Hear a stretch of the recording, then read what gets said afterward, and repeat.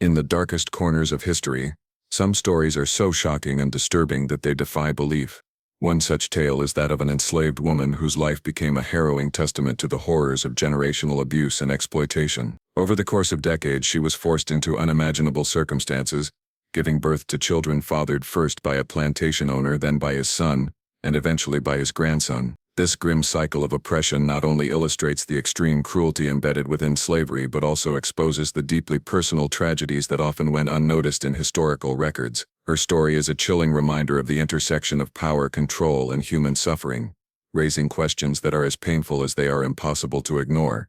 The woman was born into slavery, a condition that from the very moment of her birth defined every aspect of her existence. Unlike children born into freedom, she entered a world where her life was not her own, where her body, labor, and even her emotions were considered property to be bought, sold, and exploited at the whim of her owners. Her earliest memories were shaped by the sounds and sights of a plantation: the relentless sun beating down on fields, the sharp crack of whips, the murmurs of overseers issuing commands, and the quiet, suppressed cries of others who, like her, were trapped in a life of bondage. From infancy, the notion of choice was alien to her.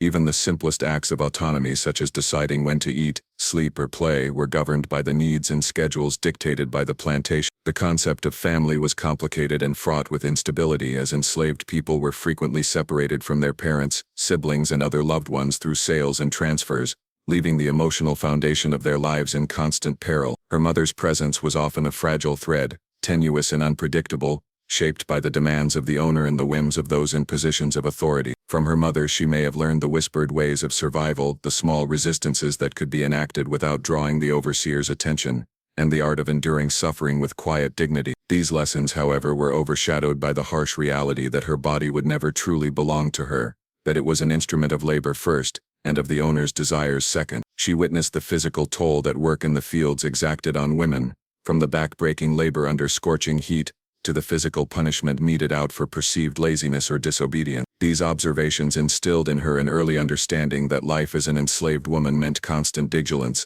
not only over one's work but over one's body, as every movement could be scrutinized, controlled, or exploited. Education was deliberately denied to her, as literacy among enslaved people was often viewed as a threat by slaveholders. The inability to read or write reinforced her position in a system designed to strip her of power and autonomy. Her knowledge of the world beyond the plantation was filtered through the limited perspectives offered by her owners and the occasional stories passed down by other enslaved people. She learned to navigate a landscape where freedom was an abstract concept, where dreams of independence or escape existed only in whispered conversations or secret hopes. Even the most basic knowledge about her own heritage or family lineage was obscured, as slave records focused on ownership and productivity rather than identity or humanity. As she grew, her understanding of the plantation's social hierarchy became more acute. She saw how power operated not just in the open through overt acts of punishment and control but also in subtler ways through intimidation, favoritism, and the manipulation of relationship. Older enslaved women often bore the weight of enforcing norms among younger women, sometimes acting as intermediaries for the owners while trying to protect their own family. These dynamics created a complex web of survival strategies,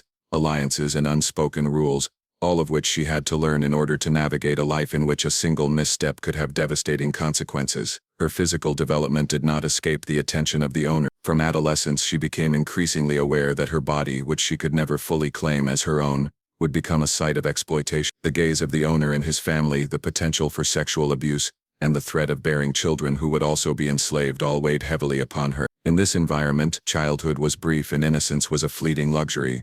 She had to learn early how to protect herself emotionally, even when her physical autonomy could not be preserved. The knowledge that her life was not her own and that her future would be determined by others shaped her identity, her interactions, and her understanding of the world. Despite these overwhelming constraints, she developed resilience in small, quiet ways. Moments of laughter with other children, brief respites in the shade, whispered conversations, and fleeting acts of defiance became acts of resistance, however minor. Each of these moments offered a glimpse of agency in a life largely defined by the absence of choice. She learned to read the moods of the overseers, to anticipate the expectations of her owners, and to navigate the complex social landscape of the plantation with caution. These skills were necessary not only for survival but also for maintaining some semblance of selfhood in a system designed to erase individuality. Her existence as an enslaved child was intertwined with the labor demands of the plantation. From the earliest age she was introduced to tasks that tested her endurance, skill, and obedience. Whether tending to crops, caring for livestock, or assisting in the domestic sphere, each task was a reminder that her body was a commodity, valued only for its utility. Physical exhaustion, hunger, and exposure to harsh conditions were normalized, shaping her understanding of the world as one in which suffering was both expected and constant. She observed the fates of others who had fallen afoul of the owner's rules, learning that punishment was arbitrary yet swift, reinforcing the omnipresent power hierarchy. Even the relationships she formed were mediated by slavery. Friendships among enslaved children were fragile, vulnerable to the pressures of separation and the demands of labor. The bonds with family members were similarly tenuous, often strained or broken by the sale of relatives. These separations instilled a profound sense of impermanence and loss, reinforcing the idea that attachments could be temporary and that reliance on others carried inherent risk. Emotional resilience became a survival skill, and the ability to endure loneliness, grief, and fear became central to her development. As she matured, the reality of her future became increasingly apparent. She could see the patterns of oppression that shaped the lives of older enslaved women, the ways in which their labor was exploited, their autonomy stripped, and their bodies controlled. She understood that her path was largely predetermined, and that the possibilities for escape or resistance were severely limited. Yet within this constrained environment, she also learned strategies for navigating power, for asserting small degrees of agency, and for surviving in a world that was fundamentally hostile to her existence. Her birth into slavery defined the trajectory of her life in ways that were both visible and invisible. The physical, emotional, and psychological impact of her circumstances shaped her understanding of the world, her identity, and her relationship. Each day brought new challenges, from the demands of labor to the threats of punishment, yet also offered opportunities for small acts of resistance, survival, and the preservation of self. She became intimately aware of the fragility of freedom and the weight of oppression, and these early experiences would leave an indelible mark on her life,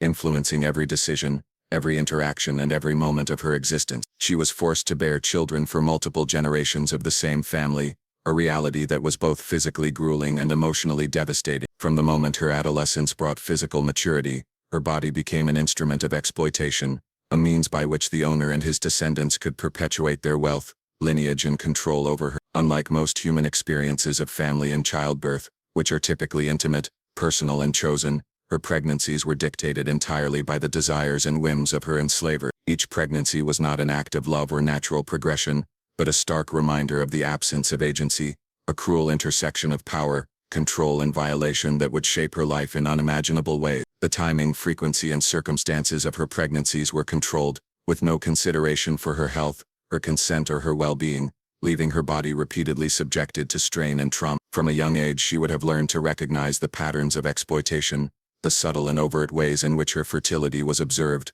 monitored, and manipulated. The owner and his family treated her reproductive capabilities as property, an extension of their dominion over every aspect of her existence. The children she bore were simultaneously her offspring and the property of the plantation, bound by laws and social norms that stripped them of autonomy from birth. The duality of motherhood in this context, love for her children entwined with the knowledge that they would never be fully hers, created a profound emotional burden, a constant tension between natural maternal instincts and the brutal reality of enslavement. She may have clung to fleeting moments of connection with her children, whispering words of comfort or holding them close, while always under the shadow of knowing that the next generation of exploitation could arrive at any moment.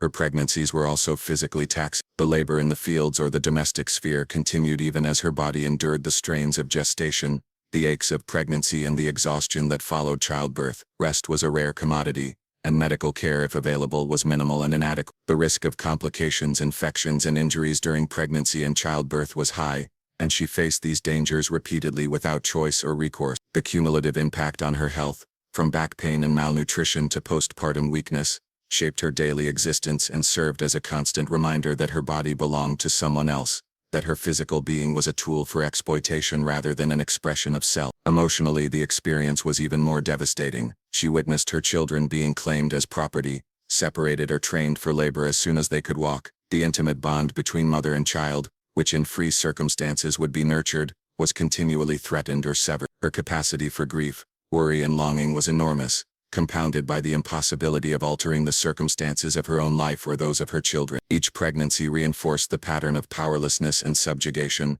while also embedding her more deeply in the generational structures of oppression. She became trapped in a cycle in which her body was both a site of forced labor and a conduit for the plantation's continuation, her reproductive role ensuring that her suffering and that of her children would persist across generations. The social dynamics of the plantation further complicated her reality. She likely faced scrutiny, judgment and manipulation from both the enslavers and other enslaved individuals. Some may have been coerced into participating in the system of surveillance, reporting pregnancies or changes in her body to the owner, or assisting in controlling her movements and activity. This created a complex web of tension, mistrust and enforced compliance, where her privacy and bodily autonomy were almost non-existent. She had to navigate relationships carefully, often masking fear, pain and resentment, while maintaining enough composure to survive the constant intrusion and control over her reproductive life. Each child she bore carried a dual identity, her own flesh and blood, yet property of the plantation, emblematic of both her capacity to endure and the cruelty inflicted upon her. These children became symbols of exploitation,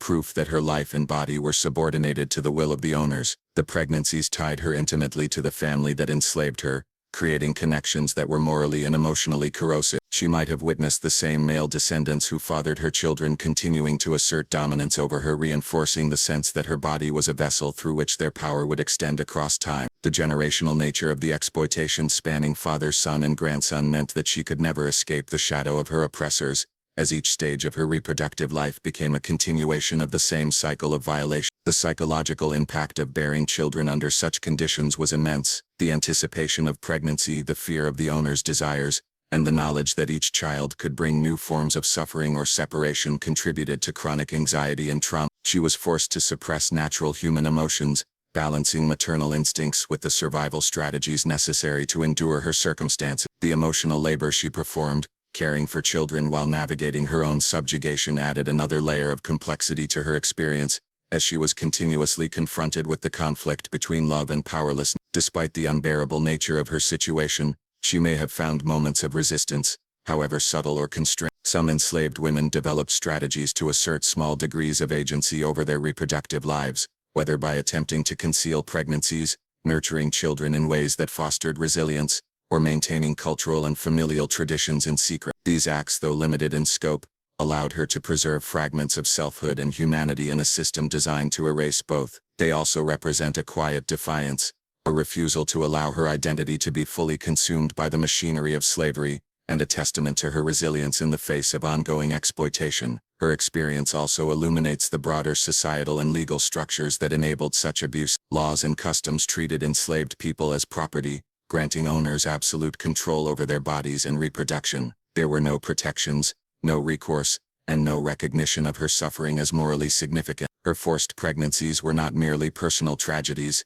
they were systemic atrocities, reflecting the institutionalized dehumanization that slavery enforced. The cycle of exploitation she endured was replicated across countless plantations, affecting generations of women whose stories were often erased or marginalized in historical narrative. In this way, her forced childbearing serves as both a personal and historical lens, revealing the intersection of gender, race, and power in the institution of slavery. Each pregnancy was a manifestation of oppression, each child a reminder of the unyielding control exerted over her body, and each day a negotiation between survival and the maintenance of her humanity. The physical, emotional and psychological toll was immense, and yet her existence in the midst of such systemic cruelty stands as a testament to resilience, endurance and the silent strength required to survive in a world where every aspect of her life was dictated by others. Her children were fathered by a father, his son, and eventually his grandson, a horrifying testament to the generational abuse and systematic exploitation embedded within the institution of slavery. The unnatural continuity of such relationships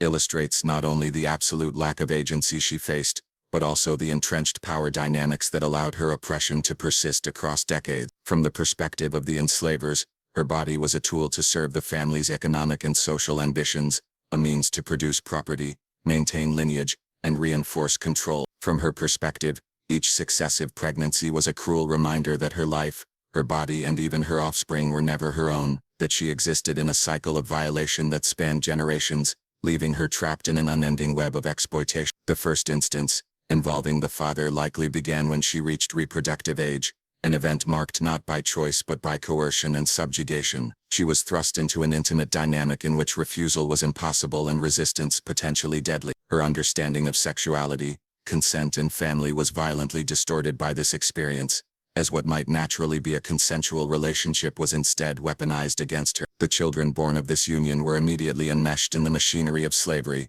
considered property rather than offspring in any emotional or legal sense, bound to the plantation, and to the system that had claimed her. Her maternal bond with these children was constantly under threat, as she faced the knowledge that their lives, like her own, were dictated by others, and that she had no authority over their fates.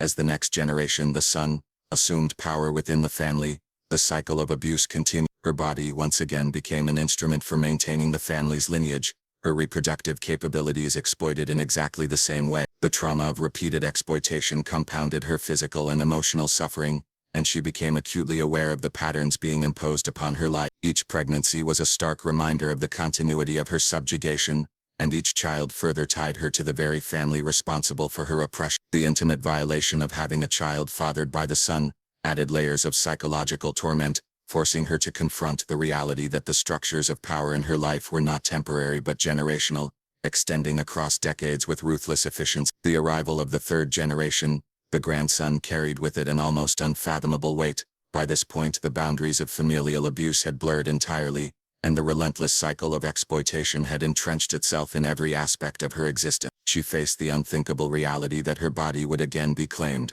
that her reproductive capacity was once more under the control of the same family, now embodied in a new generation. Each pregnancy represented not just a continuation of her physical subjugation, but also the erasure of her autonomy and identity. The generational nature of the abuse underscored the systemic cruelty of slavery. It was not a momentary or isolated act, but a structural reality, enforced by social, legal and economic systems that permitted, justified and even encouraged such exploitation. The psychological impact of bearing children across 3 generations of the same family cannot be overstated. Each successive child was a reminder of her lack of choice, a marker of the continuity of her oppression, and a testament to the cruel ways in which her humanity had been disregarded. She was forced to navigate complex emotions, the natural love and instinctive protection for her children juxtaposed against the bitter knowledge that they were immediately absorbed into the same system that had stripped her of freedom. These layered emotions, grief, despair, helplessness, and fleeting moments of tenderness, defined her inner life, creating a profound and often invisible burden. She developed strategies for enduring, for maintaining a sense of self, even while the structures around her sought to consume it entirely. Her situation also highlights the disturbing normalization of sexual abuse within the institution of slavery. The father, son, and grandson each assumed power over her body, not only with the implicit consent granted by laws that treated her as property, but also with the social and cultural reinforcement that enslaved women were available to fulfill the desires of their own. This systemic abuse was rarely challenged, and any attempt at resistance could provoke severe punishment, social ostracization, or further exploitation. The generational continuity of the abuse emphasized that it was not merely the actions of individual men but a reflection of a deeply entrenched system in which enslaved women were considered tools for reproduction, labor and servitude. The children themselves existed within this complex and tragic dynamic. Each was born into slavery, inheriting the conditions of their mother's subjugation, and thus becoming part of the same cycle that had entrapped her. They were simultaneously her flesh and blood,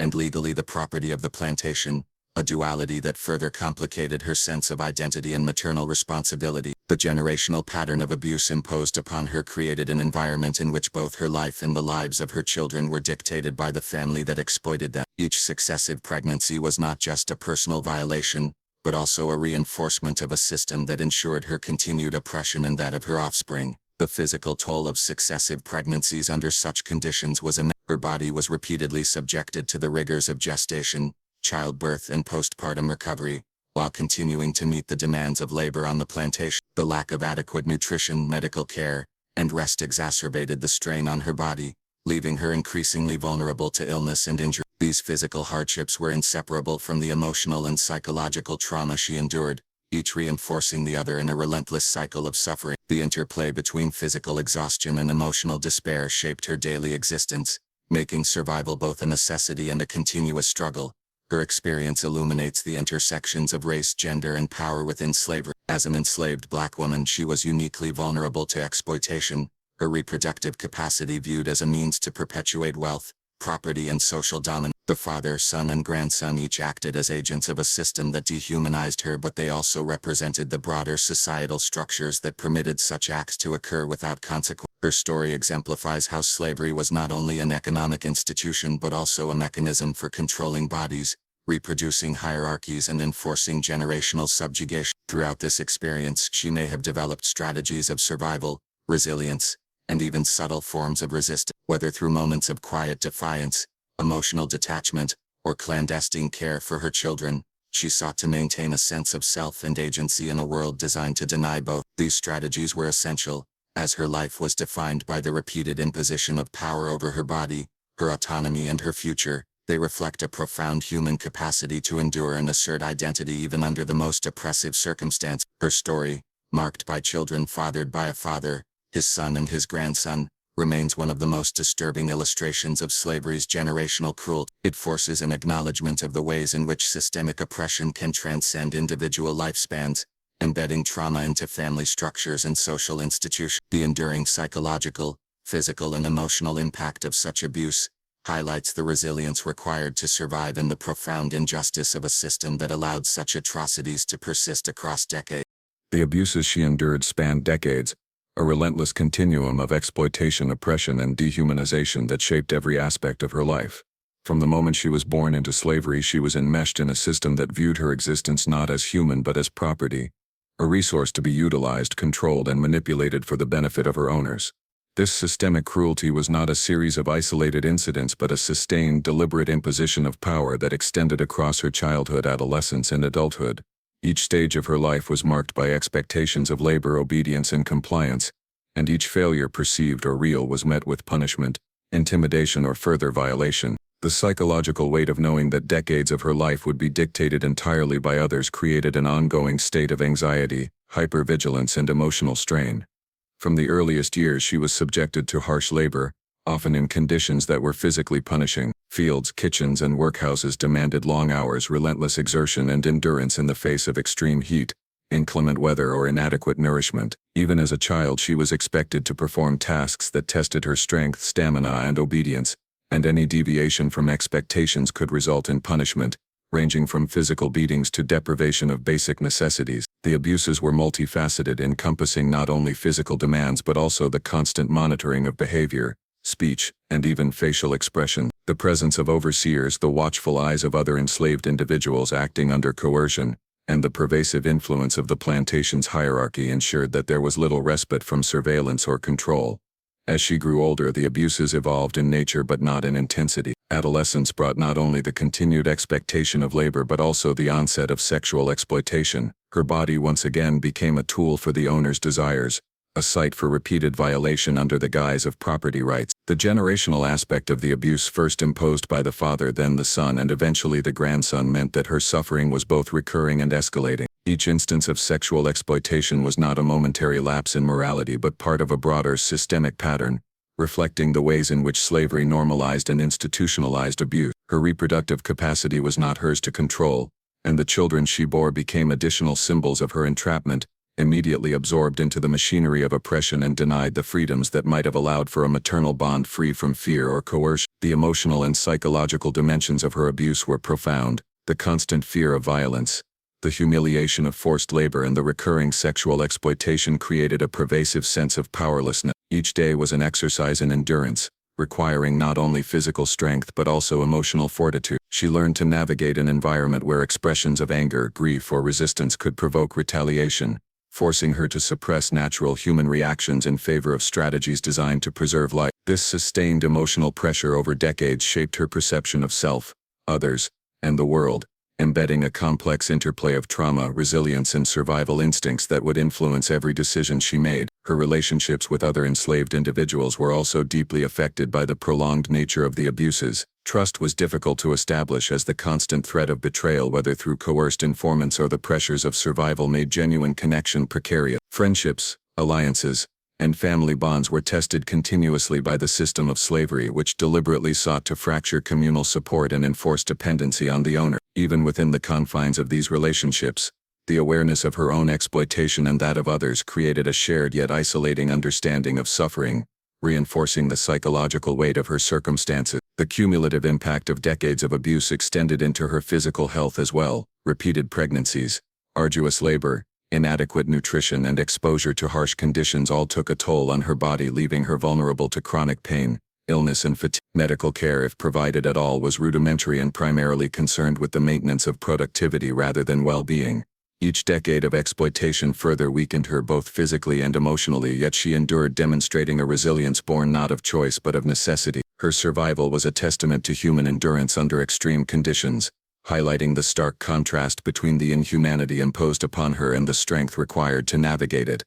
The abuses were not only personal but also symbolic, reflecting broader societal dynamics. Slavery functioned as a mechanism of systemic oppression, using the bodies of enslaved women to reinforce hierarchies, sustain economic wealth, and perpetuate social dominance. Her life, lived under constant exploitation, illustrates how individual suffering was intertwined with structural injustice, and how personal tragedies were inseparable from the broader machinery of slavery. The generational continuity of her abuse demonstrates that slavery was not merely a temporal or episodic condition, but a sustained, intergenerational system designed to control, dehumanize, and exploit. Despite the relentless nature of the abuses, she may have found ways to assert small degrees of agency, preserving fragments of identity and selfhood in an environment designed to erase both. These acts of survival could include subtle forms of resistance, private rituals, or strategies to protect herself and her children from the worst excesses of her oppressor. Even fleeting moments of autonomy, whether in thought, word, or action, represented defiance against a system that sought to consume her completely.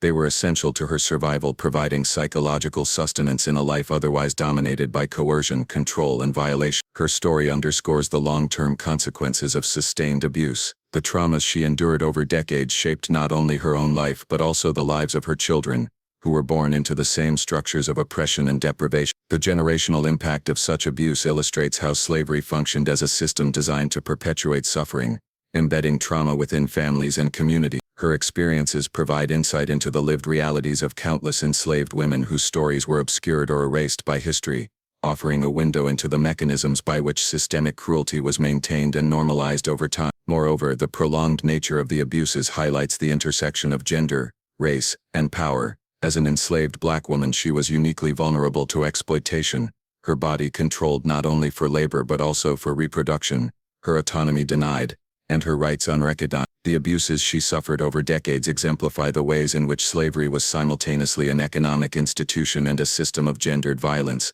enforcing hierarchies through sustained physical, emotional, and psychological oppression. Her life was shaped by the unrelenting imposition of authority, demonstrating the devastating impact of systemic injustice when combined with personal cruelty.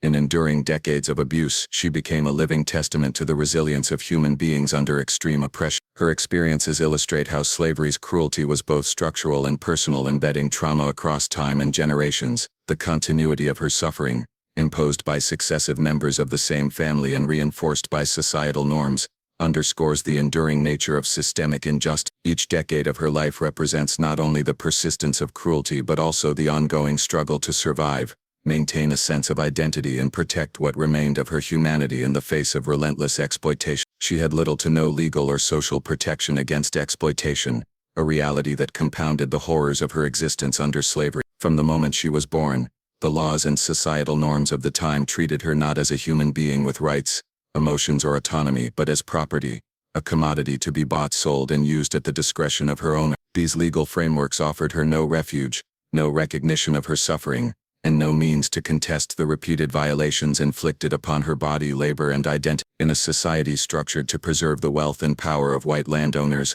her life and that of her children were systematically devalued, and any attempt to assert control over her own existence was met with the full weight of institutionalized oppression. The absence of protection was both personal and structural, shaping every aspect of her experience, and embedding a sense of vulnerability that was inescapable. The legal system reinforced the notion that enslaved individuals were mere property, denying them fundamental human rights. Laws governing slavery explicitly sanctioned the ownership of human beings and legitimized the various forms of abuse they endured. Her labor, her mobility, her relationships, and even her reproductive capacity were controlled by statutes designed to uphold the economic interests of the planter class. Acts that might have been considered criminal if committed against a free person, such as assault, sexual exploitation, or coercion, were entirely permissible when inflicted upon an enslaved woman. In this environment, there was no avenue for redress, no protection from predation, and no recognition of the psychological and physical damage inflicted upon her. The law itself became a tool of oppression, codifying her subjugation and ensuring that her rights, if they existed in principle, were entirely theoretical. Social norms reinforced these legal structures, embedding them within the daily life of the plantation. Enslaved individuals were expected to adhere to rigid hierarchies, obeying owners, overseers, and other intermediaries without question. Any deviation from expected behavior could result in punishment, ranging from physical beatings to deprivation of food, rest, or basic necessity. The enforcement of these norms was often delegated to other enslaved individuals, who were coerced into policing their peers under threat of reprisal, creating a climate of surveillance, mistrust, and internalized oppression. In such an environment, even minor acts of resistance or self-preservation carried enormous risk, leaving her little room to assert autonomy or protect herself from harm. Her vulnerability was especially acute in matters of sexual exploitation. As an enslaved woman, she was treated as available to satisfy the desires of her owner, and subsequently his descendants. Social and legal codes offered her no protection from rape or coerced reproduction. The law recognized only the owner's rights over her body. Any child born as a result of these acts was legally the property of the owner, further entrenching the power imbalance. She faced the double burden of enduring repeated violations while also bearing children who were immediately absorbed into the system that enslaved her. The absence of protection against such intimate and deeply personal forms of exploitation intensified her trauma and underscored the totality of the control imposed upon her life. Economically, she was entirely dependent on her enslavers, which further limited her ability to protect herself. She had no access to personal resources, savings, or assets, and any attempt to seek freedom or improve her circumstances was constrained by the absolute control the owner had over her labor, her movements, and her family. Her survival depended on compliance, on navigating the delicate balance between endurance and subtle resistance, and on the careful management of relationships within the oppressive environment of the plantation. Social protections that might have existed in other contexts, community support, legal recourse, or advocacy, were either denied to her or rendered ineffectual by the overarching power of the slaveholding system. Her lack of legal and social protection also had profound implications for her children. Each child born under slavery was immediately subject to the same systems of exploitation, denied the protections afforded to free individuals, and bound to the economic and social interests of the owner. As a mother, she could do little to shield them from labor, coercion, or separation, and each child's future was predetermined by the oppressive structures that controlled her own life. The inability to intervene in their fates created an ongoing cycle of trauma, as she was forced to witness the perpetuation of the system's cruelty across generations. Cultural and societal attitudes reinforced her subjugation. The prevailing belief in the inherent superiority of white landowners and the corresponding inferiority of black people justified, in the eyes of society, the denial of her right. This ideology permeated every level of social interaction, shaping the behavior of owners, overseers, and even fellow enslaved individuals coerced into complicity. It created an environment in which her suffering was normalized, invisible, or dismissed, further eroding the possibility of protection and increasing the psychological burden of her existence. The combination of legal codification and cultural acceptance made her vulnerability nearly absolute, leaving her isolated, powerless, and entirely dependent on the decisions of those who controlled her life. Despite the absence of formal protections, she may have developed informal strategies to preserve her dignity and exert limited agency. These strategies could include finding moments of privacy, cultivating supportive relationships with other enslaved individuals, or subtly resisting the impositions of her owners in ways that minimized risk. Such acts, though constrained, represent a form of survival in a context where legal and social safeguards were non-existent.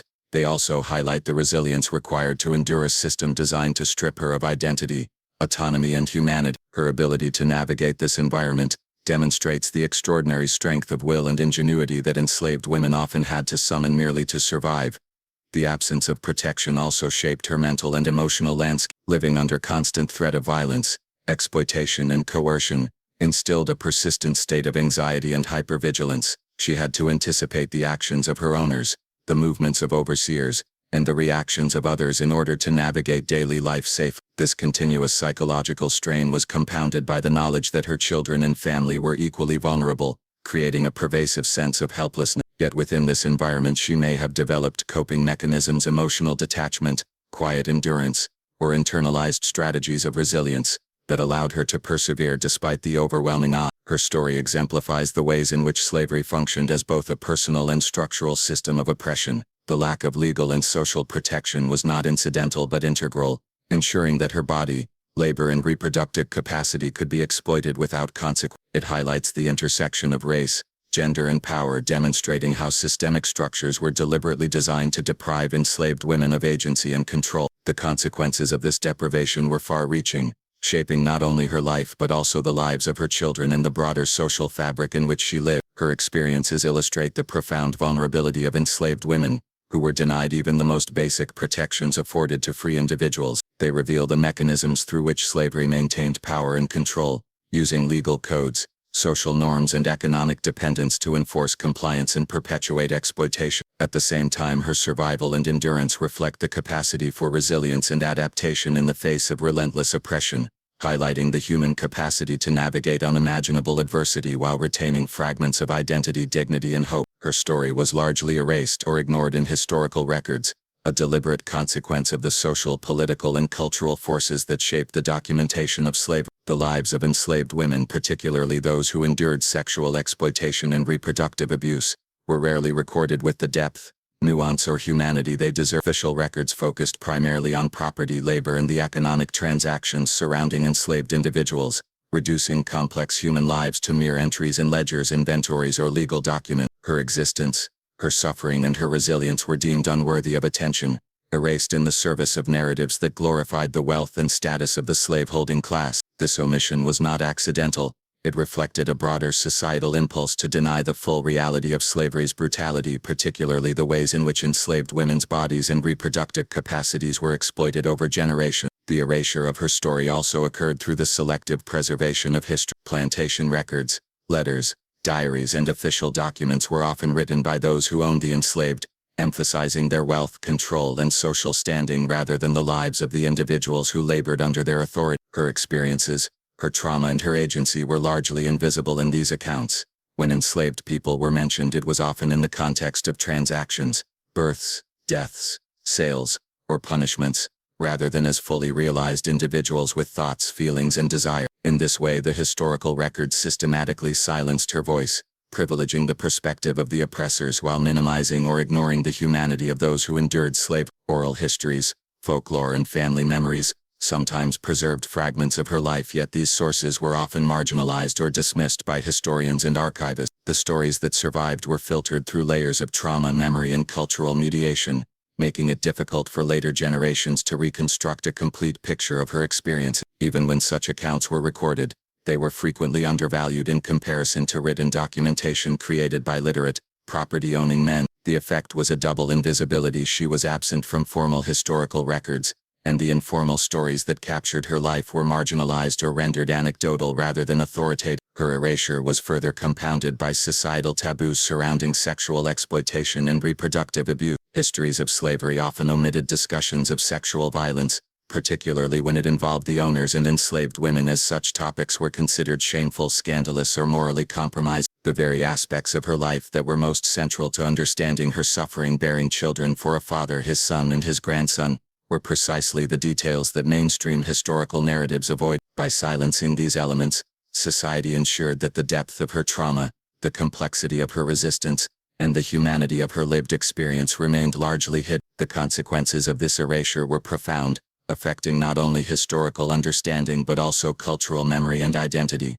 Generations of descendants, scholars and the broader public were left without a clear record of her life, her resilience, or the systemic injustices she endured. This absence reinforced the invisibility of enslaved women within the collective consciousness and perpetuated myths of slavery that minimized the personal suffering, agency and humanity of those who were enslaved. Without acknowledgement, her story and those like it remained a footnote, obscured by the very systems that had controlled and exploited her. Despite the lack of formal records, traces of her life persisted in subtle ways. Physical spaces, such as plantations, cabins and fields, bore silent witness to her labor and presence. Generational patterns within families, both enslaved and enslavers, hinted at the continuity of abuse and survival. Cultural practices, songs and oral traditions sometimes encoded memories of resilience, endurance and survival strategies that enslaved women employed to protect themselves and their children. These fragments offer historians and researchers pathways to reconstruct her story, but they require careful interpretation and a willingness to read between the lines of documents that were never intended to fully reveal the lives of those who labored under slavery. The deliberate ignoring of her experiences also reflects broader patterns of historical power, Those who controlled the creation, preservation, and dissemination of knowledge often did so to reinforce social hierarchies and protect the reputations of the elite. By erasing the lived realities of enslaved women, historians and record keepers preserved the illusion of a genteel, orderly society while concealing the violence, coercion, and oppression at its foundation. Her absence from historical records is thus not merely a gap but a reflection of the social forces that shaped what was considered worthy of remembrance, legitimization, and study. Modern scholarship has begun to challenge this erasure, seeking to uncover the lives of enslaved women and give voice to experiences that were systematically silent. Researchers have combed through plantation records, letters, court documents, and oral histories to reconstruct narratives that foreground the perspectives of those enslaved. By centering the experiences of women like her, scholars aim to reveal the full scope of slavery's brutality, the strategies of survival and resistance employed by enslaved individuals, and the ways in which generational trauma was imposed and endured. These efforts not only recover lost stories but also highlight the resilience and agency of those who survived systemic abuse, offering a more complete and nuanced understanding of history. Her story's marginalization also underscores the importance of examining the intersections of gender, race, and power in historical research. Enslaved women were subjected to unique forms of exploitation that were often invisible in male-centered narratives of slavery. Sexual abuse, forced reproduction, and the control of maternal labor were central to their oppression, yet these dimensions were systematically excluded from mainstream historical account. Recovering her narrative requires a conscious effort to confront the biases of historical documentation and to acknowledge the deliberate silencing that shaped public memory. In many ways, her erasure from history is emblematic of the broader invisibility of marginalized groups whose experiences challenge comfortable or sanitized narrative. Her story forces historians, scholars, and the public to confront the full scope of human cruelty embedded in slavery and to reckon with the enduring impact of systemic oppression on individuals, families, and communities. By bringing attention to her life, researchers not only restore visibility to a silenced figure, but also highlight the ways in which history has been constructed to privilege certain voices while suppressing others. Recovering her story is an act of justice, both historical and moral. It challenges the dominant narratives that have long minimized the suffering and resilience of enslaved women and confronts the enduring legacies of erasure in cultural memory. Each fragment of information, each reconstructed detail, restores a measure of humanity to her experience, acknowledging the profound injustices she endured and the remarkable endurance with which she lived through decades of exploitation. In doing so, her life becomes more than an obscured footnote. It becomes a testament to the resilience, suffering, and agency of those whom history attempted to forget. Each generation of the family perpetuated the cycle of abuse, creating a devastating pattern that spanned decades and left her life in a continual state of exploitation. The cycle was not random or incidental.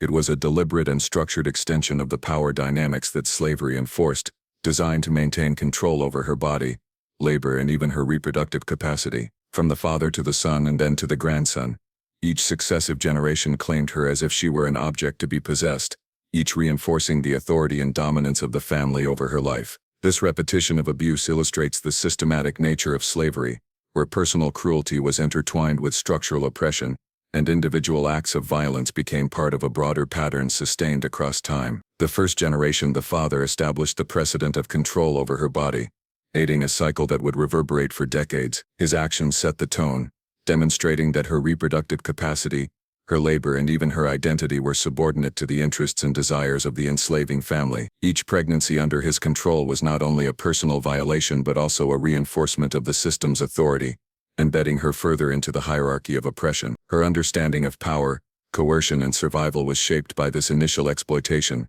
creating patterns of endurance and caution that would define her interactions with subsequent generations. The trauma inflicted by the first generation thus became the foundation upon which further abuses were built, illustrating how the cyclical nature of power can perpetuate suffering over time. The second generation, the son, continued and intensified the exploitation, demonstrating how abuse can be transmitted not merely as an individual act but as a cultural and familial expectation. By following the pattern established by his father, the son reinforced the system's authority, treating her body as a resource to serve the family's interests. Each act of coercion served to normalize her subjugation and perpetuate the intergenerational control exerted over her life. The psychological impact of this continuity was profound.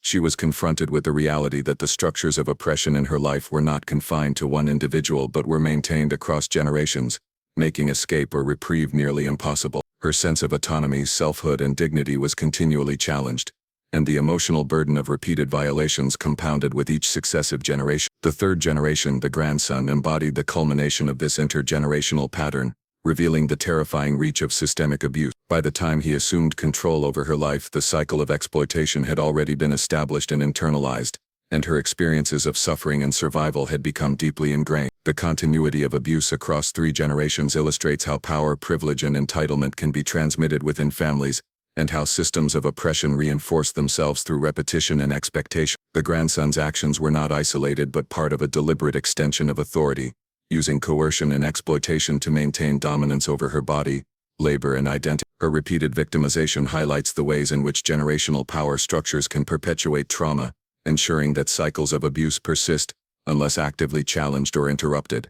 The generational nature of her abuse also magnified the emotional and psychological toll. Each successive pregnancy, forced relationship, and active exploitation reinforced her sense of powerlessness and isolation. She faced a continuous confrontation with the reality that her life was controlled by a lineage of men, each inheriting the authority and entitlement of the previous generation. Her maternal instincts were repeatedly challenged by the knowledge that her children were immediately absorbed into the system that had caused their suffering, creating a profound conflict between her love for them and the reality of their subjugation. This repeated trauma, enacted across generations, created layers of psychological burden that compounded over time, illustrating how systemic oppression can inflict enduring emotional wounds. The cycle of abuse was also enforced through social and cultural mechanisms. Within the plantation hierarchy, the family's authority was absolute, and their behavior was socially sanctioned. Enslaved women were regarded as property, and the normalization of sexual exploitation and coerced reproduction ensured that the pattern of abuse was accepted and perpetuated. Her interactions with overseers, other enslaved individuals, and the broader social structure were all influenced by this intergenerational control, limiting her capacity for resistance and reinforcing the cycle of subjugation. The repetition of abuse across generations demonstrates how societal structures can sustain oppression, embedding it within familial and institutional practices. Physical exhaustion and deteriorating health were inevitable consequences of this ongoing exploitation. Repeated pregnancies, hard labor, and inadequate care took a significant toll on her body, compounding the effects of emotional and psychological trauma.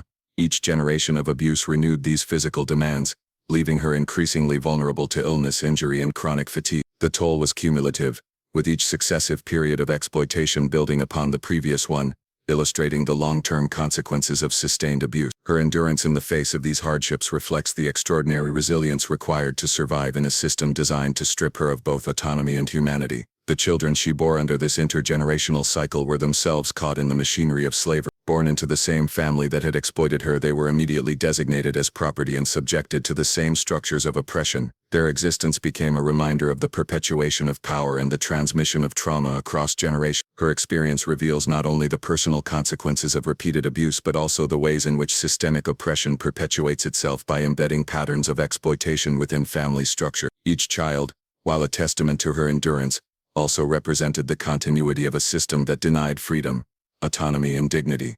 Resistance where it could occur was subtle and constrained. She may have sought to preserve fragments of autonomy by shielding her children, concealing pregnancies, or quietly resisting the demands of her oppressors in small ways. These acts of defiance were necessarily cautious, as any overt attempt to challenge the generational authority of the family could provoke violent retaliation. Nevertheless, even these modest strategies reflect her agency and resilience, highlighting the human capacity to endure, adapt, and assert a sense of self even under the most oppressive conditions. Her life illustrates that survival in the face of intergenerational abuse often requires ingenuity, courage, and psychological fortitude. The perpetuation of abuse across generations also underscores the intersection of race, gender, and power in the institution of slavery. As an enslaved Black woman, she was uniquely vulnerable to exploitation, and the generational nature of the abuse illustrates how structural oppression exploited both her gender and her race. The father, son, and grandson each wielded power over her body and labor, reflecting societal norms that treated enslaved women as resources to be exploited and denied autonomy. Her story highlights the ways in which systemic injustice can be embedded within familial structures,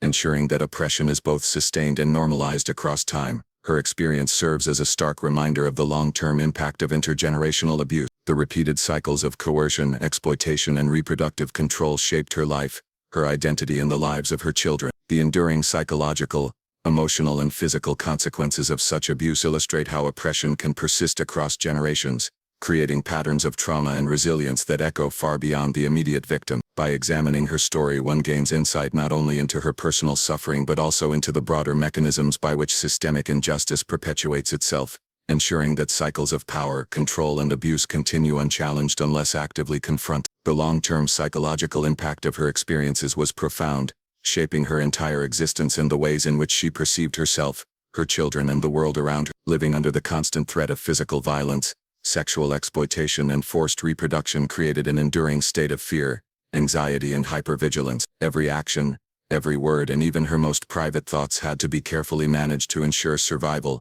reinforcing a sense of powerlessness that permeated every aspect of her life. The trauma of repeated exploitation by the father, son, and grandson left indelible marks, influencing her emotional responses, her relationships, and her capacity to trust others. In a world where her autonomy was systematically denied, the psychological weight of oppression was as heavy as the physical burdens she carried daily.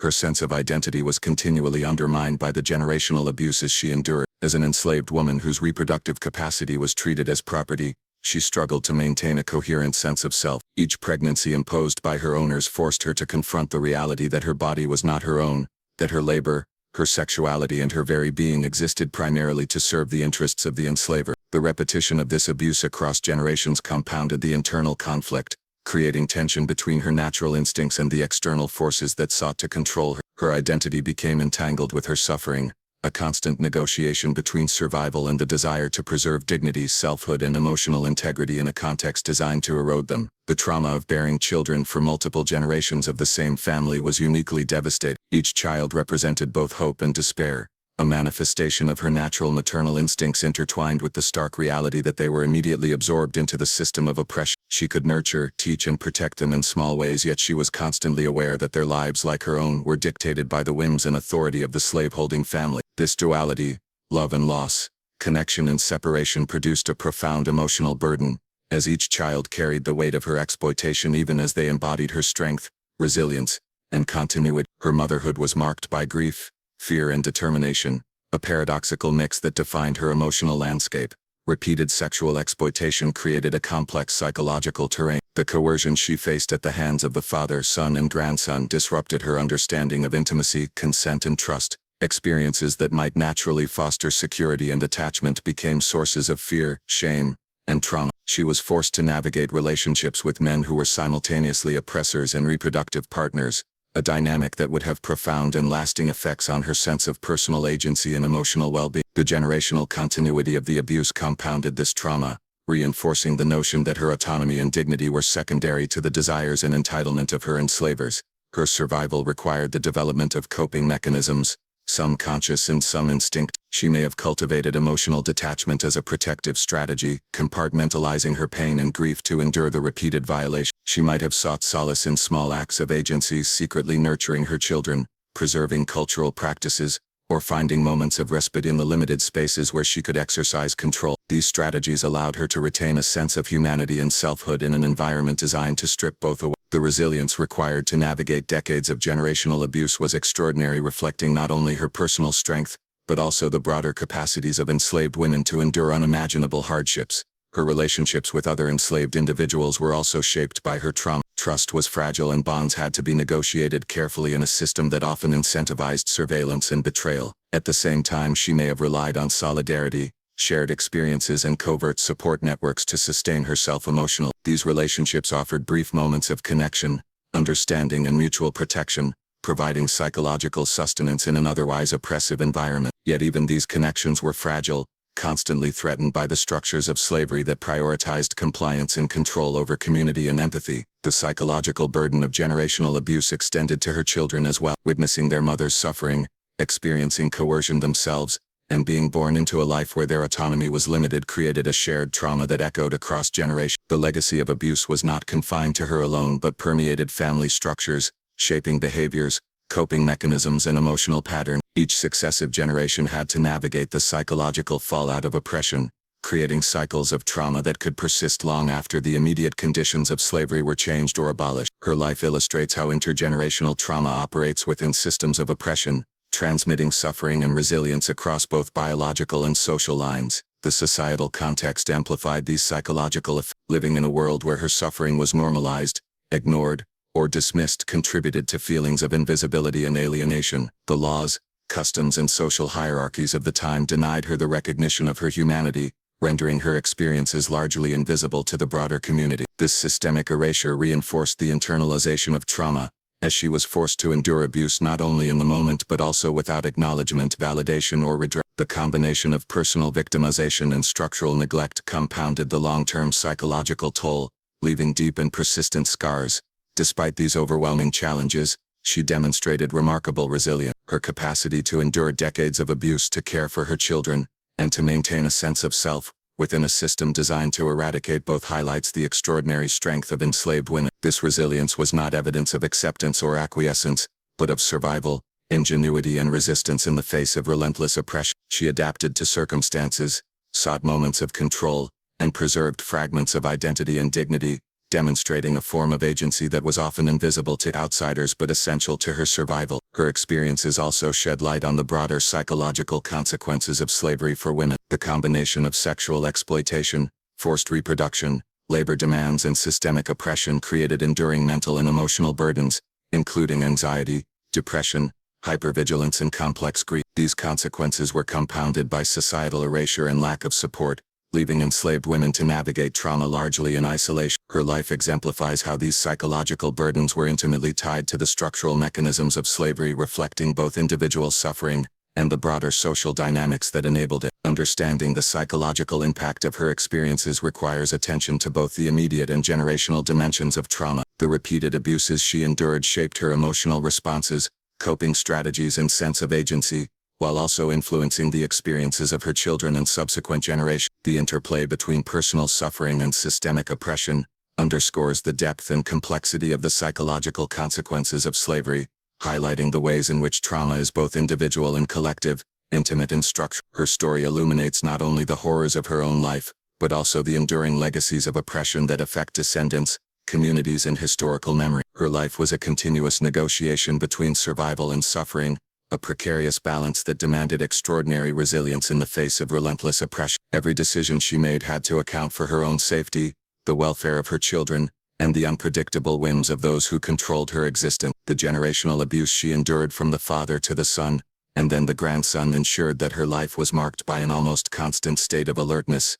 a hyper-awareness of potential threats and the consequences of even minor missteps. Each interaction with the men who held power over her was fraught with complexity as she navigated the thin line between compliance and self-preservation, carefully calibrating her behavior to avoid punishment while striving to retain fragments of dignity and autonomy. Her maternal instincts were in constant tension with the brutal realities of slavery. Each child she bore represented both a source of hope and an extension of her own subjugation, as they were immediately absorbed into the system that had ensnared her. She faced the heart-wrenching knowledge that while she could nurture and guide them in small ways, their lives were largely predetermined by the authority of the enslaving family. The generational continuity of abuse intensified the emotional strain, as the children were linked not only to her suffering, but also to the ongoing exploitation imposed by successive generations of men who claimed ownership over her body. This duality created an enduring psychological burden, forcing her to reconcile natural maternal love with the harsh realities of systemic oppression. The repetition of sexual exploitation across 3 generations left deep and lasting scars on her sense of self. She had to endure not only the physical consequences of forced pregnancies, but also the psychological trauma associated with coerced intimacy. Each successive act of abuse reinforced the powerlessness imposed upon her and disrupted her understanding of trust, consent, and relational boundaries. The father, son, and grandson each contributed to a pattern in which her body became a site of labor, reproduction, and violation, leaving her with little control over her own life. This repeated trauma created layers of emotional complexity as she grappled with fear, shame, anger, and grief in response to experiences that were entirely outside her control.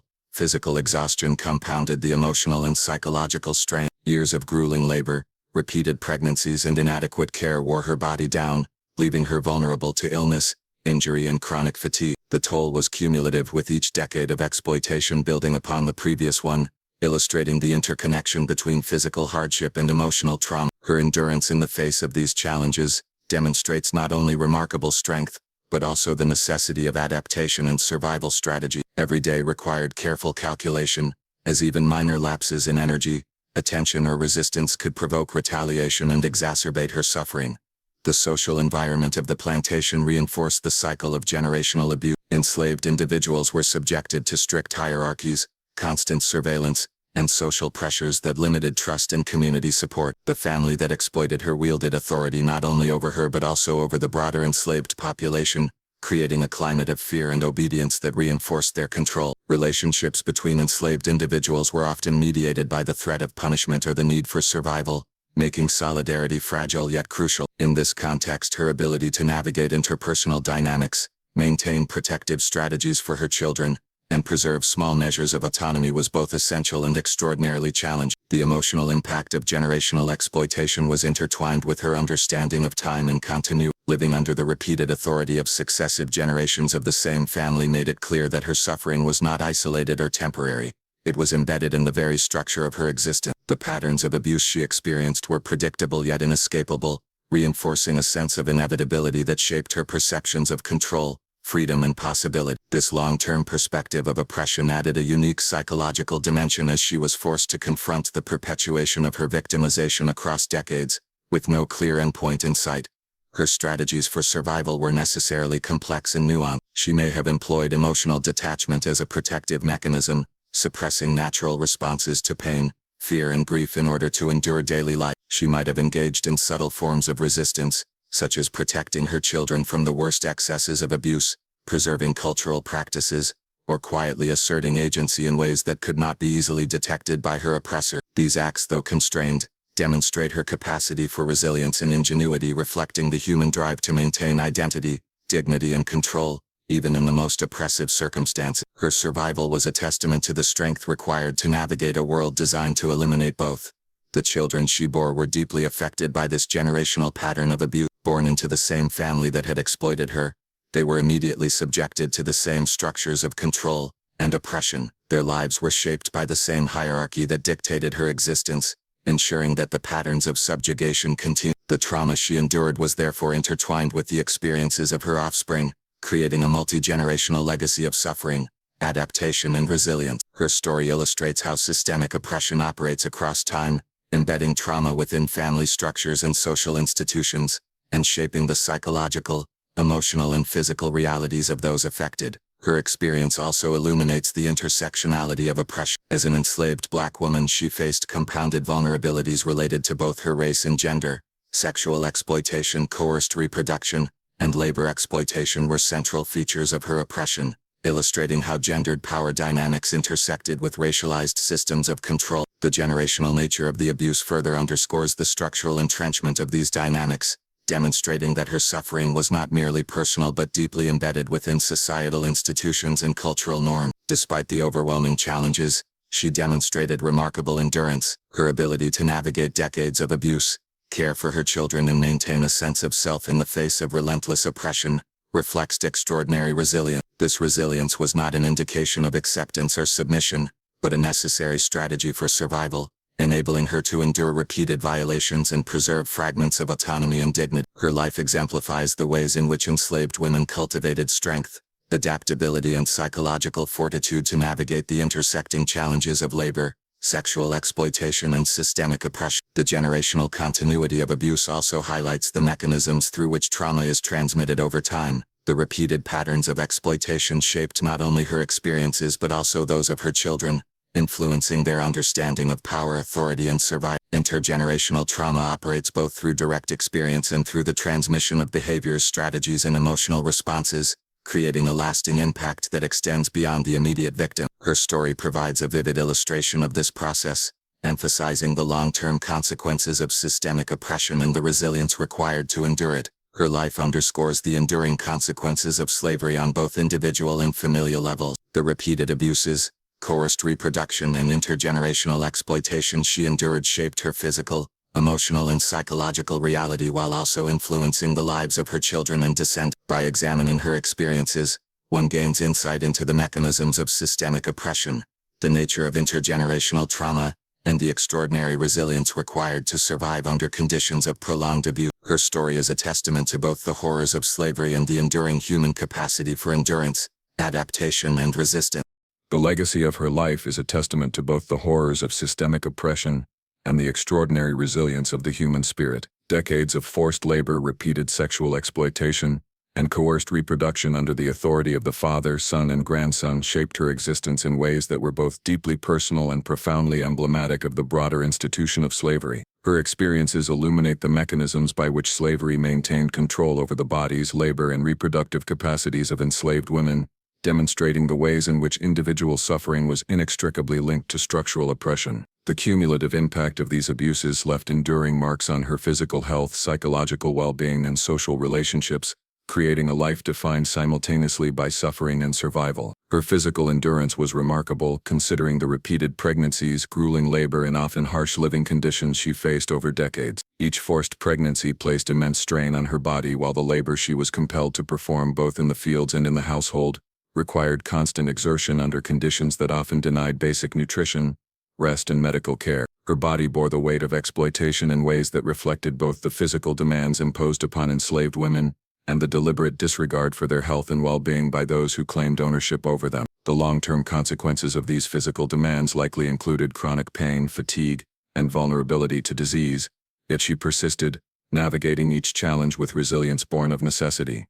The psychological toll her life cannot be overstated. Living under constant surveillance, enduring repeated sexual coercion, and witnessing the subjugation of her children created a persistent state of hypervigilance and anxiety. She had to carefully manage her behavior to avoid punishment, while simultaneously grappling with the emotional consequences of exploitation and loss. Each generation of men who claimed authority over her body reinforced the sense of inevitability that her suffering would continue, creating profound psychological strain. Yet within this oppressive environment, she developed coping mechanisms that allowed her to preserve fragments of her identity and dignity. Emotional detachment, strategic compliance, and subtle acts of resistance were likely critical tools in her navigation of an environment designed to erase both autonomy and selfhood.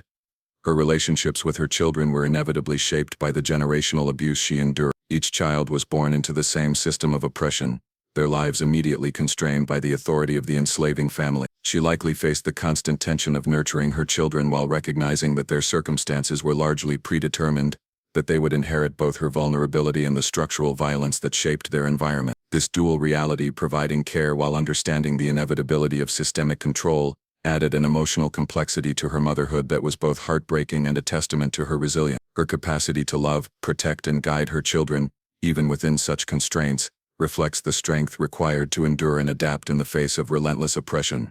The repeated sexual exploitation she endured had a profound impact on her sense of agency and personal autonomy. Her body was repeatedly treated as property, used to serve the desires and reproductive interests of the father, son, and grandson. This consistent violation disrupted her understanding of consent, intimacy, and relational boundaries, creating psychological wounds that compounded the physical and emotional hardships of slavery. Yet even within this context of coercion, she may have found ways to assert small degrees of control, shielding her children, preserving private spaces, or cultivating moments of personal dignity. These acts, though constrained, reflect a nuanced form of resistance and highlight the extraordinary ingenuity required to survive under conditions of systemic abuse. Her life also illuminates the broader societal and cultural mechanisms that reinforce the exploitation of enslaved women. Legal codes, social norms, and economic structures all worked in concert to deny her rights, validate her subjugation, and perpetuate her vulnerability. Sexual exploitation, forced labor, and coerced reproduction were normalized, and her suffering was rendered invisible in both public discourse and historical record. The deliberate erasure of her experiences underscores the ways in which society valued the wealth, authority, and status of enslavers over the humanity of the enslaved, ensuring that the abuse she endured remained largely hidden from historical memory. The intergenerational nature of her abuse also highlights the systemic transmission of trauma. Each generation of men who exploited her not only perpetuated physical and sexual abuse, but also reinforced psychological patterns of fear, vigilance, and endurance. These experiences shaped her emotional responses and coping mechanisms, which in turn influenced her interactions with her children and the strategies they employed to navigate their own lives under oppression. The cyclical nature of trauma in her life illustrates how slavery functioned not only as a system of economic exploitation but also as a mechanism for the transmission of psychological suffering across generations. Her story provides critical insight into how intergenerational trauma operates within oppressed populations and underscores the lasting impact of systemic abuse. Her endurance over decades of oppression demonstrates the remarkable resilience of enslaved women. Survival required not only physical stamina, but also the capacity to adapt psychologically, navigate complex social hierarchies, and maintain hope in an environment designed to strip both identity and agency. Even small acts of autonomy, subtle forms of resistance, and the preservation of maternal care are evidence of a formidable inner strength that enabled her to persist despite overwhelming adversity. Her resilience was a necessary response to the relentless demands of her environment, reflecting a capacity for endurance, adaptation, and strategic survival that is both extraordinary and deeply human. The societal invisibility of her suffering also emphasizes the importance of recovering and acknowledging her narrative. Historical records frequently prioritize the perspectives and achievements of enslavers, minimizing or ignoring the lived experiences of those who endured slavery. Her story, though largely erased from formal documentation, offers a vital perspective on the realities of oppression, the mechanisms of control, and the strategies of survival employed by enslaved women. By centering her experiences, historians and scholars are able to challenge dominant narratives, recover marginalized voices, and provide a fuller understanding of the human cost of slavery. Her legacy is reflected not only in the endurance she demonstrated but also in the resilience of her descendants and the broader community of enslaved individuals. The strategies she employed to survive, protect her children, and maintain her dignity contributed to the continuity of cultural knowledge, emotional resilience, and adaptive practices within her family and community. These legacies underscore the ways in which acts of endurance, even under extreme oppression, can have lasting significance, shaping the lives of subsequent generations and preserving traces of humanity in the face of systemic dehumanization. Her story also invites reflection on the intersection of gender, race, and power. As an enslaved Black woman, she was uniquely vulnerable to forms of exploitation that were both gendered and racial. The repeated abuses she suffered highlight how structural oppression targeted women's bodies specifically, using reproductive capacity, labor, and sexuality as tools of control. The generational continuity of this abuse underscores the entrenched nature of systemic exploitation and the ways in which power and privilege were transmitted through family structures, societal norms, and legal framework. Ultimately, her life stands as a testament to both the cruelty of slavery and the resilience of those who endured it. She navigated decades of exploitation, coercion, and systemic oppression, preserving her humanity and asserting agency in ways that were often invisible yet profoundly significant. Her endurance, maternal care, and strategies for survival offer insight into the lived realities of enslaved women, revealing the extraordinary psychological, emotional, and physical strength required to survive within a system designed to destroy both. Her story is a crucial reminder of the human capacity for resilience in the face of relentless oppression and the enduring legacies of intergenerational trauma, survival, and resistance. Her story is more than a chronicle of suffering. It is a testament to endurance, resilience, and the unbreakable spirit of those who lived under unimaginable oppression. Though her body was controlled, her labor exploited, and her reproductive capacity abused across generations, she persisted. Each act of survival, each quiet defiance, each protected child, each moment of claimed dignity speaks to a courage that cannot be quantified, a strength that refused to be erased even in the harshest circumstance. Her life embodies the paradox of slavery. It sought to destroy, yet through her endurance, it revealed the profound capacity of the human spirit to resist, adapt, and endure. Her legacy continues through the generations that followed in the resilience of her descendants, in the recovered histories that bear her name, and in the moral imperative to confront the brutal realities of the past. Remembering her is an act of justice. It restores the visibility denied to her for so long and honors the humanity that slavery sought to erase. She challenges us to recognize the deep scars of systemic oppression, the ways trauma can echo across generations, and the enduring power of survival even under the most dehumanizing conditions. Ultimately, her life forces a reckoning. It demands acknowledgement of the cruelty inflicted, the social systems that allowed it, and the strength it took to survive. She stands as both witness and teacher, demonstrating the consequences of unchecked power, the resilience of the human heart, and the necessity of bearing truth to history. Her story is a call to remember, to honor, and to ensure that the horrors she endured are never forgotten, while also celebrating the extraordinary courage that allowed her and countless others like her to endure, persist, and leave an indelible mark on history. Her endurance transforms her from a victim of history into a symbol of human perseverance, a reminder that even in the darkest chapters, the strength to survive, to protect, and to resist can illuminate the enduring dignity of the human spirit. Her life compels us not only to remember the atrocities but also to recognize the courage, resilience, and unyielding humanity that persisted in spite of them.